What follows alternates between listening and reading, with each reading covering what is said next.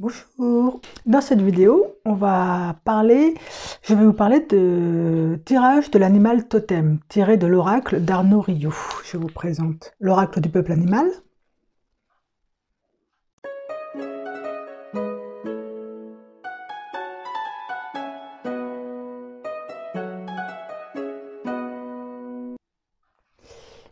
Et je vais tirer les cartes.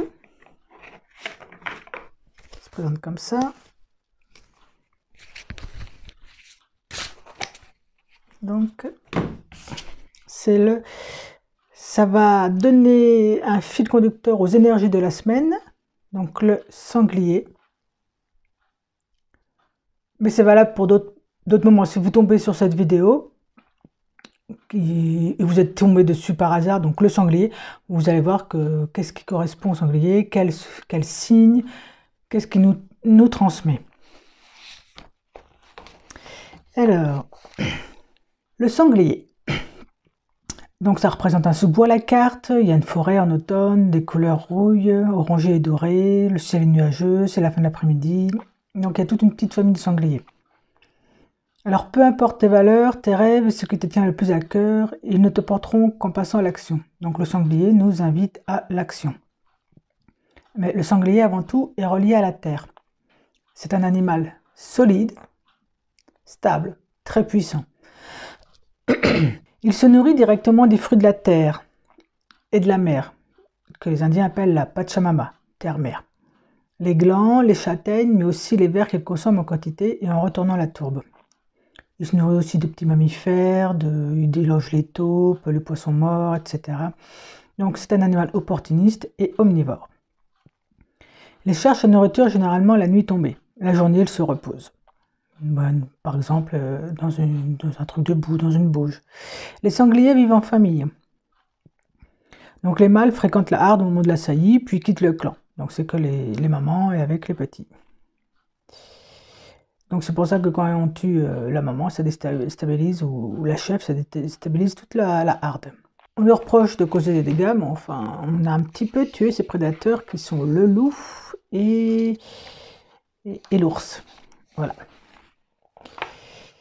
Alors, donc il faut quand même rester prudent avec les sangliers, mais comment dire, le sanglier est lié à la justice, à la réparation. Les rois suédois portaient souvent des figures de sangliers sur leur casque. Ils étaient proches de la terre, puissants, droits, directs. Donc le sanglier est un hôte incontournable dans l'équilibre de la forêt. Et si on a trop en ce moment, nous les humains, on a trop déséquilibré la forêt. Mais surtout, ce qui nous intéresse, nous, c'est de voir lorsque le sanglier nous apparaît dans un tirage, ce que ça veut dire. C'est une invitation à nous relier à la terre. Et en ce moment exact, c'est l'automne. Voilà, il faut vraiment se relier à la terre et suivre la terre. Parce que la terre est comment dire, l'élément de l'enracinement, de la stabilité, de l'incarnation. Alors une visite du sanglier est toujours une occasion d'affirmer sa posture avec un passage à l'action. D'accord, il faut, comment dire, on se met un petit peu en veilleuse, mais on continue d'agir quand même. Alors il nous permet, lorsqu'un projet a du mal à se concrétiser, à tirer d'abord et viser ensuite, en s'appuyant sur nos erreurs pour réajuster. Le sanglier est symbole de fertilité.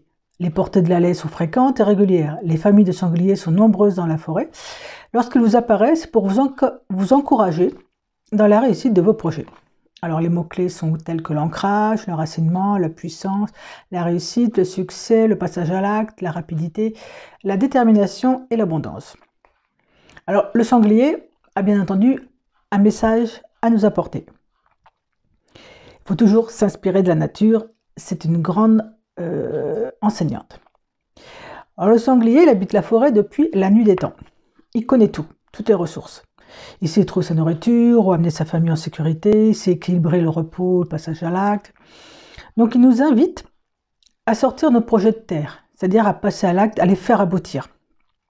Alors il nous invite et il nous indique que grâce à lui, les projets vont aboutir. Ils vont passer du concept à la réalisation. Alors il déterre les idéaux pour leur donner vie, parce que nous ne sommes pas sur la terre pour élaborer que des concepts. C'est juste le début de quelque chose. Alors, Le rituel du sanglier, il faut se connecter à son cœur et s'imaginer et rendre hommage au sanglier.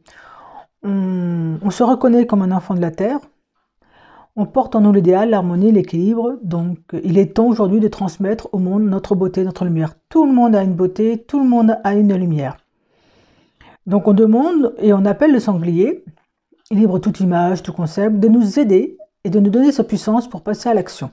Donc, dans un premier temps, nous restons 2 ou 3 minutes à humer l'air simplement, ou la terre. Si vous êtes un appartement, vous avez peut-être une plante, ou allez vous promener dans les bois ou dans un parc. Se reconnecter à la nature est très important. Donc on visualise sur l'inspiration et on accueille des milliers de petits sangliers qui pénètrent dans nos cellules. En plus c'est marrant, ludique et ça mange pas de pain comme on dirait. Donc on se concentre sur l'expiration et à chaque expiration on visualise des milliers de petits sangliers qui partent dans toutes directions et qui vont nous aider à concrétiser notre projet. Donc voilà, je vous souhaite une bonne journée. À bientôt.